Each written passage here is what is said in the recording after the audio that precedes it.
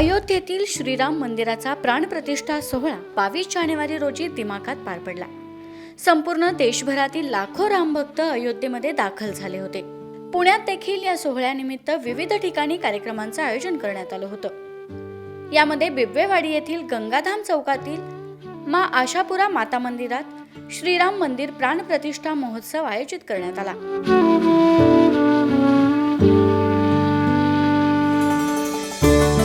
यामध्ये प्रसिद्ध कलाकार संदीप पंचवाटकर यांनी श्रीराम यांच्यावर आधारित असलेल्या गाण्यांची सुरेल मैफल सादर केली.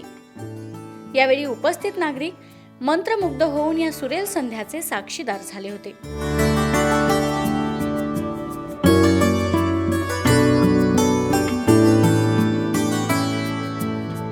त्याबरोबरच भजन संध्या, भव्य दीपोत्सव, फायर शो असे विविध कार्यक्रम आयोजित करण्यात आले होते. या महोत्सवात नागरिकांनी नृत्य, फुगडी खेळत या दिवसाचा मनमुराद आनंद लुटला.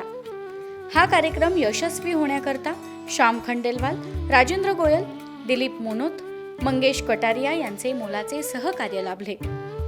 यावेळी मा आशापुरा माता मंदिर ट्रस्टचे अध्यक्ष विजय भंडारी, चेतन भंडारी यांच्यासह आमदार माधुरी मिसाळ, विजयकांत कोठारी, राजेश सांकला, इंदर छाजेड, मनोज छाजेड, इंदर जैन, पवन बन्सल, संजय दागा आदी मान्यवर मोठ्या संख्येने उपस्थित होते.